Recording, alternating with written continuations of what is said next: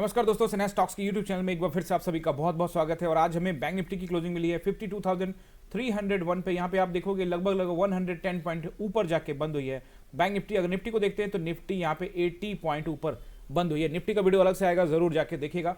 फिलहाल bank Nifty को देखते हैं 5 मिनट के टाइम फ्रेम में और उसके बाद फिर वन डे टाइम फ्रेम में चलेंगे। देखो, आज बैंक निफ्टी की एक्सपायरी थी और आप जानते हैं कि एक्सपायरी वाला दिन काफ़ी हद तक जो है सेलर्स कंट्रोल रहता है, ताकि बाजार में जो ऑप्शन बायर्स है उसको पीट सके। और आप देखोगे शुरुआत में कुछ मूवमेंट जरूर था, लेकिन उसके बाद फिर से sideways and then movement and then फिर फाइनली साइडवेज। देखो, यहाँ पे जो ये मूवमेंट आया था ये अचानक से आया था, और अचानक से मूवमेंट में अगर कोई प्रॉब्लम है, यहाँ पे कॉल पकड़ के बैठा हुआ था मुझे पैसा बन गया, तो भैया बन गया, बहुत अच्छी। आप बहुत माहिर खिलाड़ी होंगे इसलिए आपने पहले पकड़ लिया होगा, या फिर कुछ लोग कहेंगे कि हाँ सर वो लक हो सकता है। तो आप समझ सकते हैं कि चार्ट रीडिंग इंपॉर्टेंट है, और यहाँ से कोई भी व्यक्ति ये बात को प्रिडिक्ट नहीं कर सकता था कि अचानक से ये कैंडल, आपने देखा होगा, एकदम से स्विंग पकड़ के सीधे ऊपर गया और साथ में ही नीचे आ गया। लेकिन हमने यहाँ पे पोजीशन बनाया कब? जब ये वापस गया ऊपर, और वहां से फिर जब नीचे आया, और जब ये वापस यहाँ से यहाँ की इस पोजीशन को निकाला, तो ये समझ में आ गया कि भैया यहाँ पे क्या है। आपको समझाता हूँ यहाँ पे क्या हुआ है। आप लोग इस चीज को समझेंगे तो आपको भी समझ में आएगा।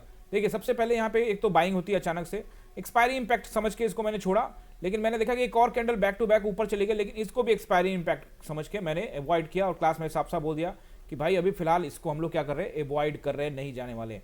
लेकिन उसके बाद देखा जब ये रिजेक्ट होकर नीचे आ गया, और देन यहाँ तक भी तो था कि भैया एक्सपायरी इंपैक्ट है, ये नीचे आ गया, कोई दिक्कत नहीं, छोड़ दिया। ये कैंडल स्टिक्स को कैसे आप ट्रीट करोगे, कैसे रीड करोगे, वो मैं आपको समझा रहा हूँ, चार्ट कैसे रीड करोगे।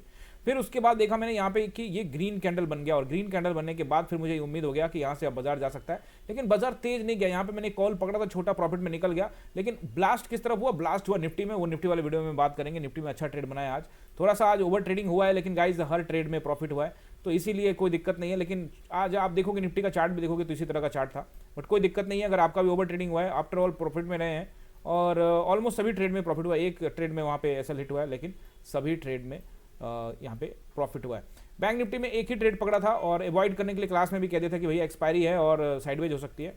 यहाँ पे मैं आपको क्या समझा रहा हूँ कि ऐसा क्यों मैंने सोचा, वो बात आप भी समझ सकते हैं।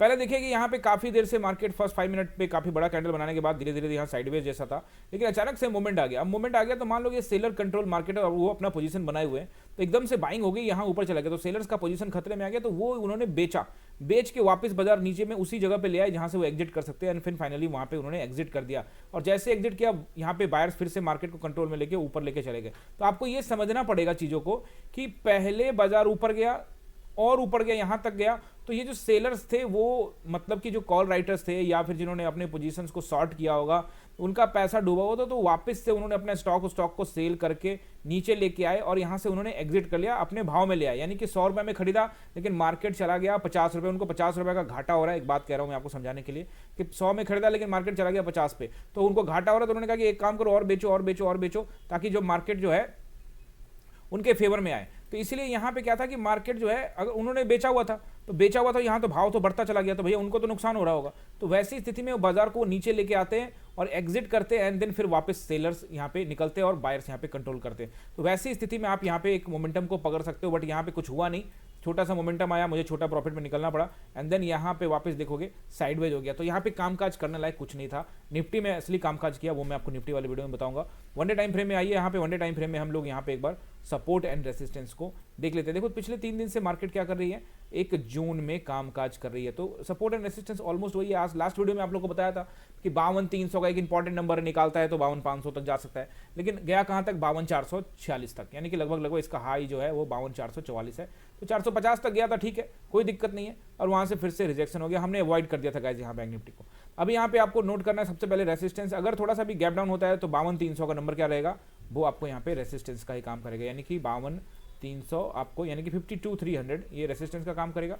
एंड देन वापस 52,500 का एरिया, 527 527 ये भी आपका रेसिस्टेंस का काम करेगा। एंड देन वापस यहाँ पे 52,727 वाला जो एरिया है वो भी रेसिस्टेंस का काम करेगा। फिर से मैं आप लोगों को लास्ट वीडियो में बताया था, वापस बताता हूँ, अगर मार्केट को ऊपर जाना है तो 52,800 यानी 52,800 को निकाल के उसके ऊपर ट्रेड करना पड़ेगा, देन हम अप साइड यानी कि all time high bank Nifty में देख सकते हैं। लेकिन अभी फिलहाल इसको निकालने के बाद थोड़ा समय बिताए 800 के ऊपर में, तब जैसे यहाँ अच्छा समय बिता रहा है, और फिर यहाँ से निकालता है तो फिर ऊपर जाएगा। लेकिन ये भी देखना है कि अगर ये जोन, ये जो 3 दिन का जोन बना हुआ, अगर ये नीचे ब्रेक करता है तो भैया नीचे ये जो गैप पड़ा हुआ है इसको ये फिल करने के लिए भी बाजार आपको यहाँ पे आता हुआ दिख सकता है। आई होप कि आपने सपोर्ट एंड रेसिस्टेंस नोट कर लिया होगा। वीडियो अगर अच्छा लगा है तो गाइज यहाँ पे चैनल को सब्सक्राइब कीजिएगा, लाइक कीजिएगा, कमेंट करिएगा। देखो अगर कुछ सीखने को मिलता है चैनल पे तो लाइक बटन दबाने में कुछ नहीं जाता है गाइज। आपका जो भी आप मुझे सपोर्ट करते हो उसी से ये चैनल धीरे धीरे आगे बढ़ता है, क्योंकि आप अगर सपोर्ट करेंगे तो चैनल भी आगे बढ़ेगा। मैं लगातार वीडियो आपके लिए बनाता रहूंगा, लेकिन आपसे एक उम्मीद यही है कि आप चैनल पर कमेंट करिए, वीडियो को लाइक कीजिए, अपने दोस्तों के साथ शेयर कीजिए। मिलते हैं अगले वीडियो में। बहुत बहुत धन्यवाद।